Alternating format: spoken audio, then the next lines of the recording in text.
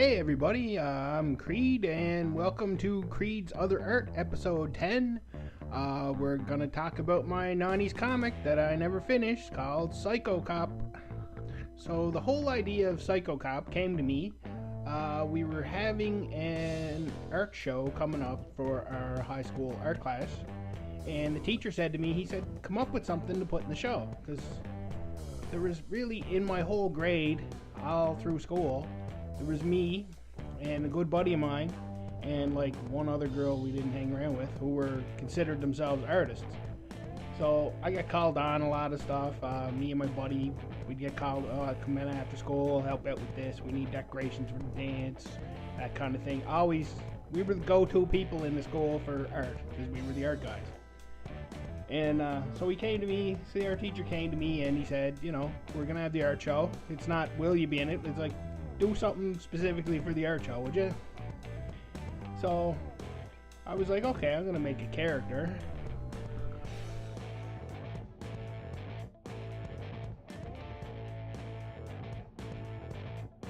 This silence is brought to you by editing and my own good.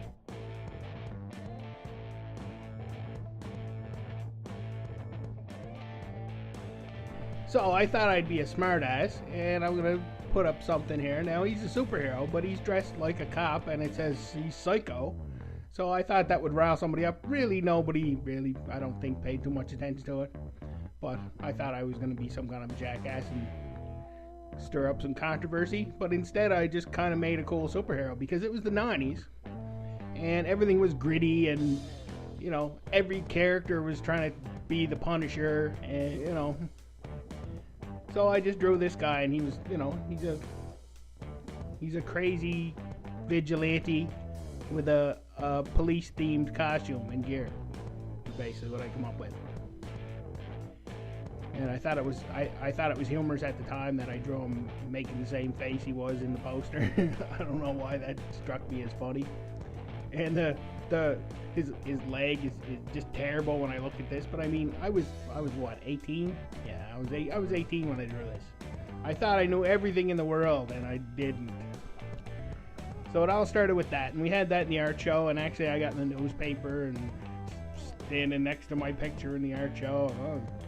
So I drew that, and then after a while, he became one of the things I would draw. I used to have 5 or 6 things I would always draw, and one of them was Harvey, who you'll see lots of Harvey in this. Harvey was my mascot. He's a strange furry alien. He's a strange furry alien, and that's what I used to call all my stuff that I drew. I was like, I was strange furry alien graphics. Here's Harvey. So Harvey's my mascot.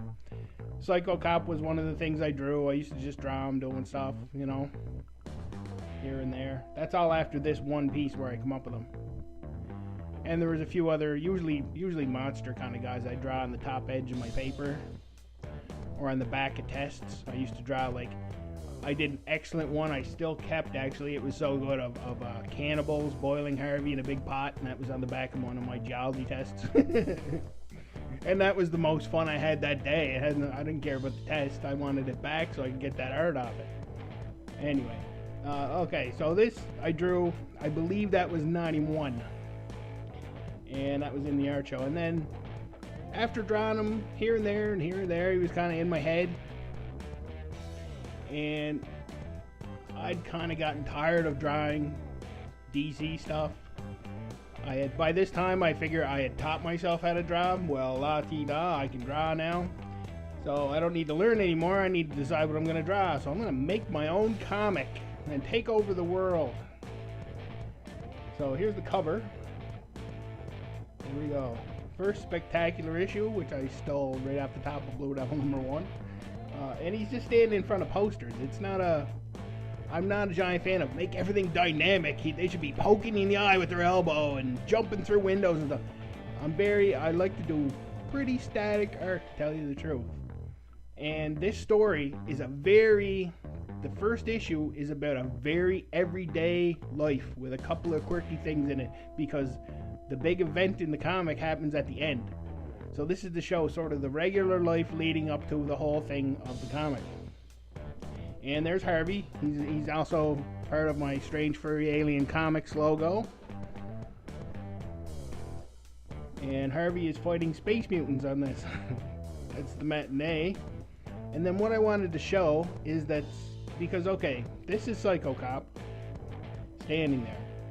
And you're gonna see a ton of things I was into at the time. I put them into the comics. So I'm a big Weird Al fan, so UHF 2 is going on. But what I wanted to show is Psycho Cop is up to at least 10. I believe that's 10 or 11. I meant that to be, but I cut it off just so. But it's a series of movies. It's super popular. Everybody knows. Just like if you say Freddy Krueger, everybody goes, "Oh, Freddy Krueger." There's 18 Freddy Krueger movies. That's the world I wanted to set this in. Is okay. First of all, everybody knows Harvey. I made him famous. Why not? He's my creature, you know. So Harvey's a big, giant, well-known thing in this world, and so is Psycho Cop. There's a series of movies. There's toys. There's merchandise. It's a whole franchise, and they're always making new ones. And then, since this is an alien invasion movie, I put a little bit of graffiti on there. They are watching. I thought I was being sly. I don't know. My 18-year-old brain is interesting when I look back at this. But that's the cover. And I used the checkerboard pattern from my drawing as a motif for, he has these visions. In the visions, you'll always see this checkerboard pattern. So I used it on there. The logo is not great. It really needs some line difference and a few other things at the time. I don't know what I was thinking. But all this, I should say also, all this is drawn with pencil on the paper and then inked on the paper. This is pre-digital. So this was 92 when I did the cover. And then here's the first page. And strangely enough, this is actually a completely redraw of a very similar page that I drew first. And the scientist guy looked different, and the room had the posters were a little different. But this is a big improvement, and actually I can't find the original page. So basically, he's dreaming. This is Joey. He's my main character. He's gonna become Psycho Cop. And he's dreaming, and oh, I've dealt with him, now it's your turn. And this guy has silver eyes. And that's just we get a glimpse of the dream he just had. And you'll see on his wall, he has Psycho Cop 7. It's just a little jab at it being such an ongoing franchise that he's not even fighting Freddy. That'd be cool. No, he probably fought Freddy 4 movies ago. Now he's fighting Robert Englund. And of course, then you have Harvey. And this I just come up with when I was drawing this, and I really, this is one of my favorite things I drew in this comic, is the Mutant Frogs on Speed Stinking Swamp Tour 94 poster. It's just great. I love it. So yeah, he's having a dream. You can just see a glimpse of it. That's the bad guy. And then he's like, gets up and he's like, oh, alright, oh, crap. And of course it was created, written, and drawn by moi. For a long time, I just went by my 3 initials in block letters. I've always used block letters. That's why I use block letters on all my stuff. I just always have. I used to, really long ago, I used to just use my 3 initials in block letters. And then I started using my whole name in block letters, and I had a certain way I did it. And ever since I consolidated all my art under my handle, then and it's not like my name is secret. It's just that I have a different name on IRC. I have a different real name. But Creed is my handle that people call me. It's the name I use on my art. So yeah, I just sort of George Lucas in Creed on everything, and I made some changes to the last page, which I'll point out when we get there. Other than that, most of these were done size and a half, which I learned from a book that's the size they did comics at the time. It's all size and a half on bristoleboard pencils, and then inks with India ink and a dip pen. And actually, this one page, I printed out. I believe I photocopied at the time, and colored a photocopy with colored pencil. It's not fantastic, but it's just an idea that we got there. And I have no idea why I made the guy so ridiculously airy. But I do remember trying to cast it like they would cast a show, where actually the actors are older than what they're playing. I don't know why I did it that way, but I wanted to make it a little more cinematic. So they're all probably about 25, and they're in like graduating from high school. So yeah, and I'd always use this gray border for his visions, and like I started to come up with, you know, visual cues about stuff. That's page 1 colored. And here's page 2 and 3. I started all the rest of them are gonna be next to each other like a comic's supposed to be. You can tell my buildings aren't fantastic at all. That just serves the purpose to say, okay, yes, that is a building. There are some people. Although I really, really do like that little guy leaning up against there having a smoke. He's really like, he's got the gesture down perfect. I don't know if I looked at something, or I don't remember. But that's, when I really look at that, he's really leaning up against the building having a smoke. It's a really great pose. Okay, so that's Joey. He's trying to find his best friend Jeff, because he wants to tell him, oh, what I saw in the dream. And so he starts talking to him about the dream. Now you'll notice something else here too. I have painfully little line weight used in this. It aggravates me because now it's all about the line weight. But I use almost no line weight and so much hatching. Oh, that I use zero of now. It's just, I look at this and go, what were you thinking? And the way I drew the hair, everybody has like, I don't know, it's like Raggedy Andy or something. I don't know what I was thinking with that either, but it's what I did. Hey, I was 18. Hey. So basically, he catches up with his buddy Joey. He starts telling him about the dream. His girlfriend Samantha comes up and overheard, oh, what are you talking about, a dream? So he's like, he thinks quick, and here's page 4 and 5, where he's like, oh, a dream? Oh yeah, no, you're the girl in my dreams. So he gives her a kiss just to distract her from what was going on. And then the principal, Blockhead, comes up, and this is a likeness of my school principal, who was a huge asshole. And he's screaming, and then the guy just goes, and then Joey goes over to him and just goes, yes, sir, way down at his short little white-headed screaming face. And he just kind of goes, all right then. And then Samantha's talking to him a little bit, and he starts having another vision, and he sees himself as Psycho Cop, all loaded up with guns. Wrong, it's your turn. And then we'll go to page 6 and 7. Now you'll notice something else here. I am not good at keeping a character consistent. These characters look different from panel to panel. I rarely had no handle on that at the time. These are upwards of 20 years ago. I'm not positive I could do a better job at it now, but I at least see it. Like, the characters switch looks a lot in this, and I'm not really great at that. So page 6 and 7, Joey's coming out of his vision, and he's like, oh, where'd Samantha go? Oh, okay, she left. And this is where he tells Jeff about his dream. He saw this scientist guy with silver eyes kill Jeff and Samantha, and they really have to find out what's going on. I wanted to give the impression this is not a first brand new thing. He's had visions before about dangerous things, and they fixed it. So basically, they're just talking a little bit about the story. Got to go to class, you know. And there's Harvey on his scribbler again. Harvey's on his shirt. And then that evening, okay, page 8 and page 9. That evening, they are gone to see a Psycho Cop movie.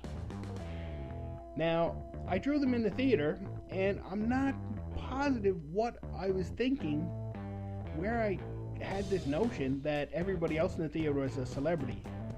And it makes no sense for the story. I think it was supposed to be like a premiere or something, but they live in a small town, and none of these people would be there. I don't know why I did that, and I can't remember exactly what was going on with it. But, okay, so there's Bill Clinton, and there's Joey and Samantha, and Joey's thinking, I wish Jeff had stopped crunching on the popcorn. Now, Jeff's sitting there. He has, I don't actually show it too well, but there's red goggles on his shirt. So he has a Psycho Cop shirt on. And he has these paper goggles that, they're the kind of thing they'd hand out at a premiere of, like, if he went to Psycho Cop 1, then these are the goggles he wears to all the Psycho Cop movies that they gave him at Psycho Cop 1 kind of idea. Basically, I want to show he's a child. He's a childish bastard, and he will never ever grow up. Because I really based this character on myself, and I'm definitely that guy. And his girlfriend Jennifer is there wishing he would take the goggles off because she's being embarrassed in public. And then next to them is Jay Leno finding a moldy donut under his seat, which I don't know, I thought was a funny gag because then at the end is Weird Al and he's wondering where the donut is he left last time he was there. I don't know why I found that funny. In the middle, he's not saying anything, but just putting him in a theater at the time was a good gag. So it's Pee Wee Herman. What a weird menagerie of characters. Anyway, but and then I think this is one of the best pieces of art in the whole comic is this double panel of the movie, and it's just sort of a montage. But you know, he shows he's a maniac. He's laughing, "So long, sucker." And he's like, "You got me all wrong, you piece of filth. I don't arrest people, I break them." And he's breaking a guy, and then there's just the outline of him. So it's a cool montage that'll give you an idea. Like the movie Psycho Cop is basically the Punisher. Then page 10 and 11. Now page 10, I went way off character with Joey, the most in the whole comic. That doesn't look anything like him. It looks like, I don't know, his super skinny uncle or something. But okay, so they're like just, and he's establishing that there are a lot of Psycho Cop movies, and that was a big marathon they just watched. And then Jeff looking for his goggles, that he can't find them. And turns out Weird Al couldn't find his donut, but he found these goggles. I really like actually the look of Weird Al in this. I think I nailed it. So then Joey and Samantha are going to the car, and they're saying basically like, I think Jennifer was embarrassed at Jeff while he had those goofy goggles on, and they're basically just saying he hasn't changed in years. He's never going to change. He's eccentric and childish, and that's who he is. So then they're going to go around and go get them. And next is page 12 and 13. Now they're already home. This would be 2:24 a.m. in the morning. Joey drops off his friends and returns home. And I don't usually draw buildings, and actually just like the last one, I don't usually draw cars. I think that's one of the first cars I've drawn. But then I don't usually draw buildings, but I like how that house came out. And then the paper, it's little does he know, the headline in the newspaper is directly linked to his future, and it's the Peyton Gazette. That's a really poor top for the newspaper. But what I did at the time was I taped on pictures and typed out paper and put those on there, and those have fallen off the original right now. So I made these mock-ups. It didn't really matter any. It was all gibberish and pictures. Like it basically the gist of it is Rasha disappearances claims 16th victim. And also at the time, Superman was dead, so I put that just in the bottom sort of sticking out so you notice. And then that's the end of their part of the day one. And they're basically all sleeping, and I wanted to show Jeff with a Harvey nightlight, just because he's a nut. He's a nut. So that's page 12 and 13.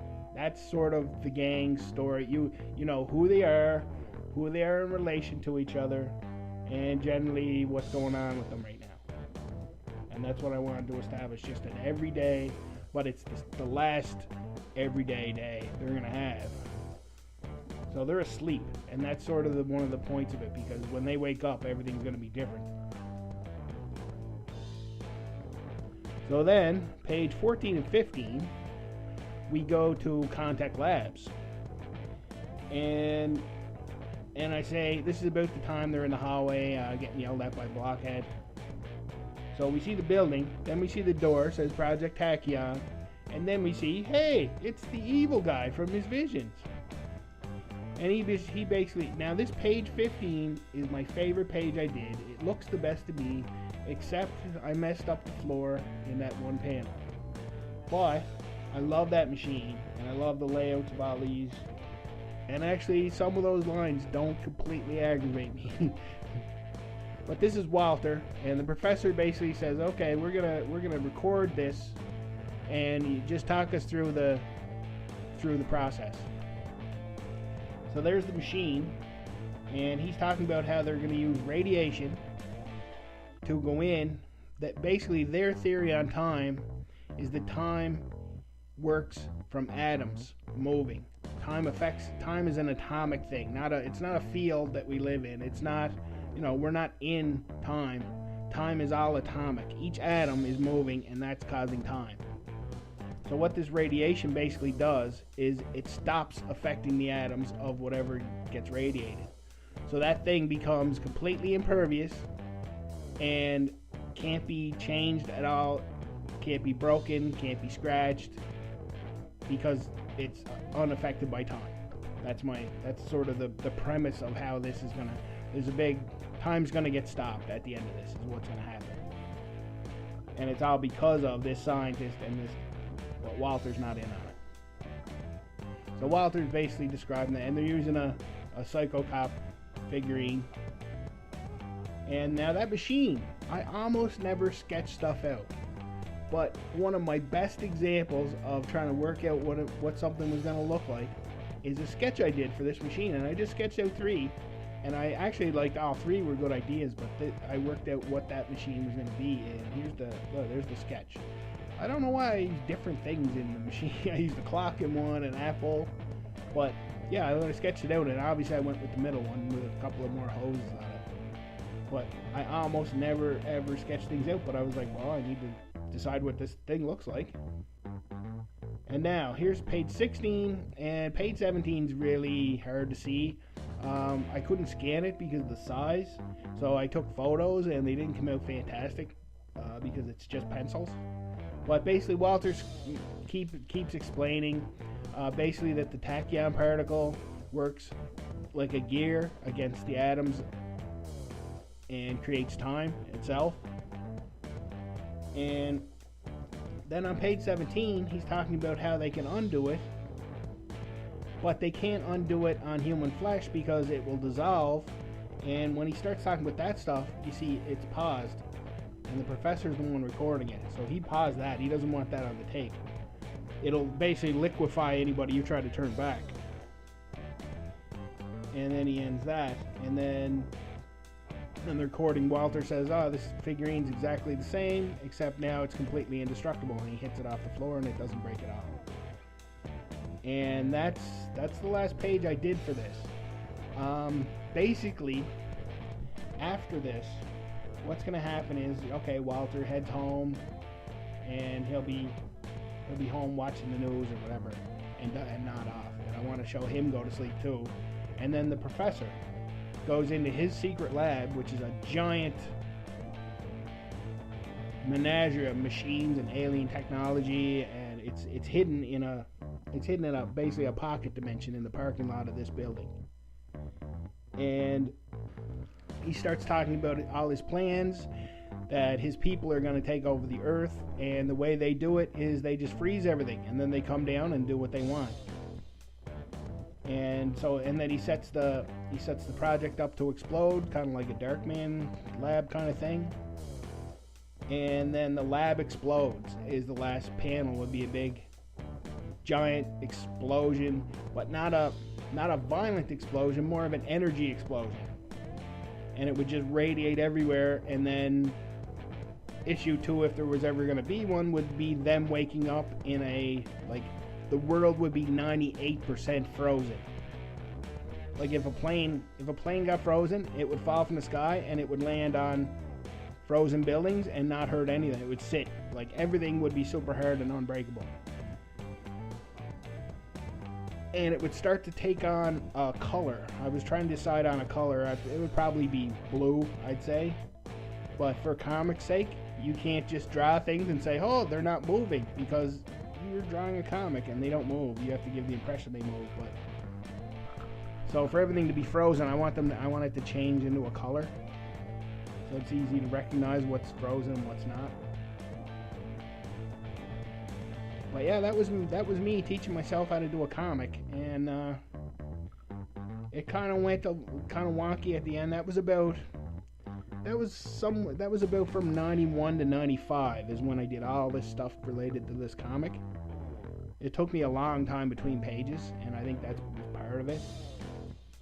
Plus, a lot of this, how they're explaining it, is just screens, and that kind of took the wind out of my sails too. But by then, I really liked the story, and I would like to get it told. But by then, I knew I'm not having any fun drawing a comic, so I just didn't. But I did lots of other art related to the comic and the characters. So I'll show you some of that. Here's some of my Crunchy Man stuff. So basically, they all become superheroes when they wake up. And Joey takes on the Psycho Cop costume. And all of his friends, Walter and the two girlfriends, they all get costumes from other Psycho Cop characters from the movie series. But Jeff goes against the mold, and he wants to dress up like his favorite serial character, Crunchy Man. And he does. And I think Crunchy Man turned out to be my favorite character out of the whole bunch, actually.